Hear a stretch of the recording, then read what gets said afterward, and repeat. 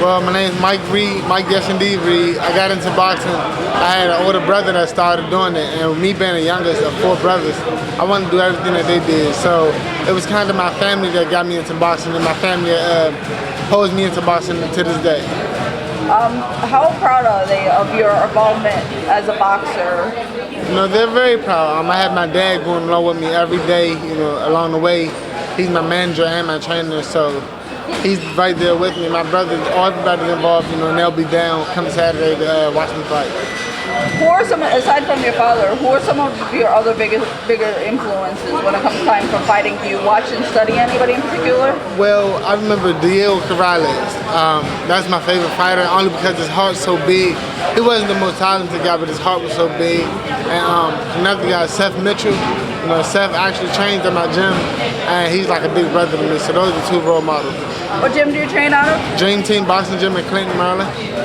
And talk about, I hear this is your first time actually not only fighting in New York, but Madison Square Garden. What does that mean for you to be at the Mecca? It's huge, it's huge. Madison Square Garden, it doesn't get really, too much bigger than this other than Las Vegas, but as far as the East Coast is concerned, this is the biggest thing on the East Coast, and I'm ready to show everybody what I can do. I hear so far you're undefeated. Is there any added pressure on you being undefeated, or is it just one of those things you're going in there and you're fighting your fight? No, it's undefeated. Everybody look at Floyd Mayweather and say, "Oh, that O is so important." But you have a lot of great fighters. A lot of promising prospects that just took one loss. So to be honest, that undefeated record really doesn't mean so much to me. We put a lot of pressure on ourselves, in training camp to just get out there and perform. When you were making that transition from an amateur to the professional, how did you know it was time to make that transition? I started getting out-punched a lot. And my punch, in the amateurs, it's kind of like fencing a little bit, where though you throw a lot of punches and only little punches get scored. I started sitting down my punches and placing my punches a lot more. And that's when I knew it was time to turn pro. I would lose the first round, but always win the last round because I came more stronger as the fight went on. Getting back to fighting in New York, this is a great opportunity for you to show your style in front of a very large market. Do you think that maybe, if you get yourself a victory at Madison Square Garden, it'll propel you in your career? I'm almost 100% sure it will. I haven't been on TV yet, so I'm looking to get another spectacular knockout performance at Madison Square Garden, and hopefully my next fight will be TV time.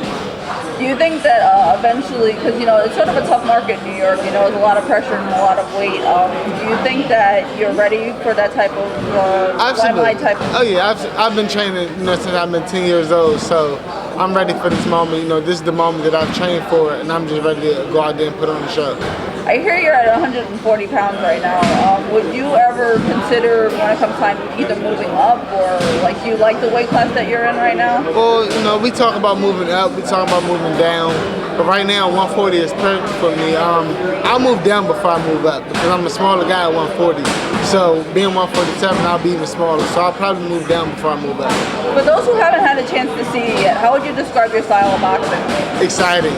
I think I'm an aggressive counter puncher. I have a lot of different things that I can do inside the ring. My hand speed is remarkable. I have good punching power in both hands. And I'm just an exciting fighter. I have very good defense, and I'm not scared to get in there and mix it up a little bit either. Are you working on anything different this training camp versus your prior training camps, or are you still just fighting your fight? I'm just fighting my fight. It's all about starting fast for me because sometimes I let my opponents into the fight by starting slow. So right now I'm just about starting fast and finishing faster. And are there, aside from boxing, are there any projects that fans should go and check out, or? Well, right now my main thing is boxing, but I do a lot of community events like giving back to the schools. I just talked to my high school that I graduated from. Talked to the 9th grade class. They like the fact that I'm a professional boxer, and I came in there to talk to them. So that's some of the things that I do, giving back to the community. Whether it's 9th graders, 12th graders, I just like telling my story and giving back.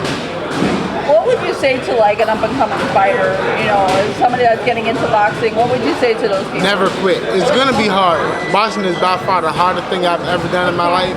I went 0-5 to start off as an amateur. I wanted to quit, but I just didn't quit, and I worked through it. And right now I'm 14-0 as a professional fighter with the world ahead of me. And any message for the fans to get them to catch you in person at Madison Square Garden? Well, if you see me, say hello. Yes, indeed, Reed. It's a very catchy nickname. Like I said, I'm very approachable. If you see me, just stop by and say hello. Well, thank you so much. Thank you.